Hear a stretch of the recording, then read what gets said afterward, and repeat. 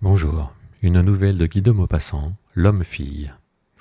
Combien de fois entendons-nous dire « Il est charmant cet homme, mais c'est une fille, une vraie fille ». On veut parler de l'homme-fille, la peste de notre pays, car nous sommes tous en France des hommes-filles, c'est-à-dire changeants, fantasques, innocemment perfides, sans suite dans les convictions ni dans la volonté, violents et faibles comme des femmes. Mais le plus irritant des hommes-filles est assurément le Parisien et le boulevardier, dont les apparences d'intelligence sont plus marquées et qui assemble en lui, exagéré par son tempérament, toutes les séductions et tous les défauts des charmantes drôlesses. Notre Chambre des députés est peuplée d'hommes-filles. Ils y forment le grand parti des opportunistes aimables, qu'on pourrait appeler les charmeurs. Ce sont ceux qui gouvernent avec des paroles douces et des promesses trompeuses, qui savent serrer les mains de façon à s'attacher les cœurs, dire « mon cher ami », d'une certaine manière délicate aux gens qu'ils connaissent le moins, changer d'opinion sans même s'en douter, s'exalter pour toute nouvelle idée, être sincères dans leurs croyances de girouettes, se laisser tromper comme ils trompent eux-mêmes, ne plus se souvenir le lendemain de ce qu'ils affirmaient la veille. Les journaux sont pleins d'hommes-filles. C'est peut-être là qu'on en trouve le plus, mais c'est là aussi qu'ils sont le plus nécessaires. Il faut excepter quelques organes comme les débats ou la Gazette de France.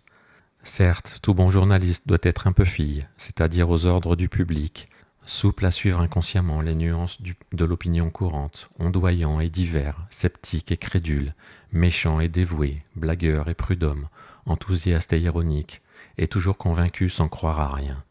Les étrangers, nos antitypes, comme disait Madame Abel, les Anglais tenaces et les lourds Allemands nous considèrent et nous considéreront jusqu'à la fin des siècles avec un certain étonnement mêlé de mépris. Ils nous traitent de légers. Ce n'est pas cela, nous sommes des filles.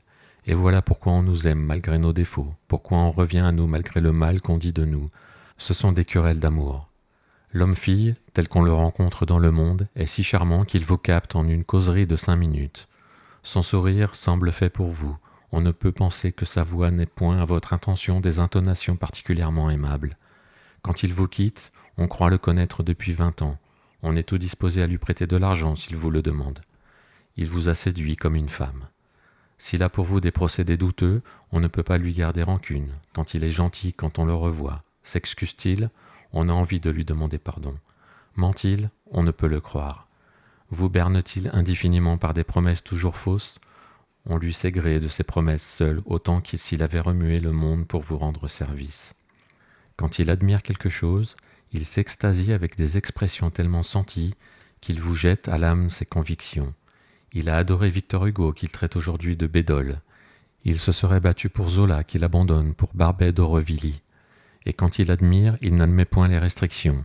Et il vous souffletterait pour un mot, mais quand il se met à mépriser, il ne connaît plus de bornes dans son dédain et n'accepte pas qu'on proteste. En somme, il ne comprend rien. Écoutez causer de filles. Alors, tu es fâché avec Julia? Je te crois, je lui ai flanqué ma main sur la figure. Qu'est-ce qu'elle t'avait fait? Elle avait dit à Pauline que je battais la dèche 13 mois sur 12. Et Pauline l'a redit à Gontran. Tu comprends? Vous habitiez ensemble rue Clausel? Nous avons habité ensemble, voilà 4 ans, rue Bréda. Puis nous nous sommes fâchés pour une paire de bas qu'elle prétendait que j'avais mis. C'était pas vrai. Des bas de soie qu'elle avait achetés chez la mère Martin. Alors j'y ai fichu une tripotée, et elle m'a quitté là-dessus. Je l'ai retrouvée voilà 6 mois, et elle m'avait demandé de venir chez elle, vu qu'elle avait loué une boîte 2 fois trop grande. On n'entend pas le reste, on passe. Mais comme on va le dimanche suivant à Saint-Germain, 2 jeunes femmes montent dans le même wagon. On en reconnaît une tout de suite, l'ennemie de Julia. L'autre, c'est Julia. Et ce sont des mamours, des tendresses, des projets. Dis donc Julia, écoute Julia, etc. L'homme-fille a des amitiés de cette nature. Pendant 3 mois, il ne peut pas quitter son vieux Jacques, son cher Jacques. Il n'y a que Jacques au monde. Lui seul a de l'esprit, du bon sens, du talent. Lui seul est quelqu'un dans Paris.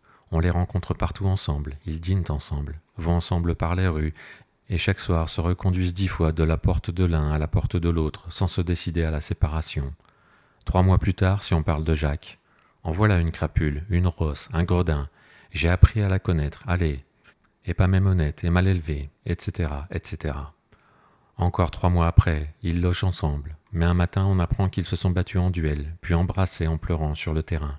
Ils sont au demeurant les meilleurs amis du monde, fâchés à mort la moitié de l'année, se calomniant et se chérissant tour à tour, à profusion, se serrant les mains à se briser les os et prêts à se crever le ventre pour un mot mal entendu. Car les relations des hommes-filles sont incertaines, leur humeur est à secousse, leur exaltation à surprise, leur tendresse à volte-face, leur enthousiasme à éclipse.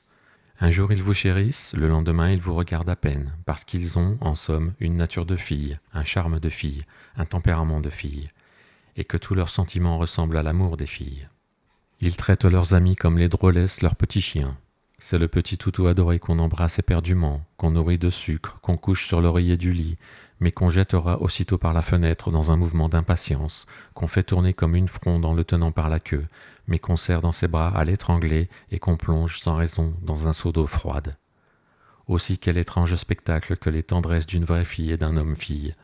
Il la bat et elle le griffe, ils s'exècrent, ne peuvent se voir et ne peuvent se quitter, accrochés l'un à l'autre par on ne sait quel lien mystérieux du cœur. Elle le trompe et il le sait, sanglote et pardonne. Il accepte le lit que paye un autre et se croit, de bonne foi, irréprochable. Il la méprise et l'adore sans distinguer qu'elle aurait le droit de lui rendre son mépris. Ils souffrent tous deux atrocement l'un par l'autre sans pouvoir se désunir. Ils se jettent du matin au soir à la tête des hautées d'injures et de reproches, des accusations abominables, puis, énervés à l'excès, vibrant de rage et de haine, ils tombent aux bras l'un de l'autre et s'étreignent éperdument, mêlant leurs bouches frémissantes et leurs âmes de drôlesse. L'homme-fille est brave et lâche en même temps. Il a, plus que tout autre, le sentiment exalté de l'honneur, mais le sens de la simple honnêteté lui manque, et les circonstances aidant, il aura des défaillances et commettra des infamies dont il ne se rendra nullement compte, car il obéit sans discernement aux oscillations de sa pensée toujours entraînée. Tromper un fournisseur lui semblera chose permise et presque ordonnée. Pour lui, ne point payer ses dettes est honorable, à moins qu'elles ne soient de jeu, c'est-à-dire un peu suspectes. Il fera des dupes en certaines conditions que la loi du monde admet. S'il se trouve à court d'argent, il empruntera par tous les moyens, ne se faisant nul scrupule de jouer quelque peu les prêteurs. Mais il tuerait d'un coup d'épée avec une indignation sincère l'homme qui le suspecterait seulement de manquer de délicatesse.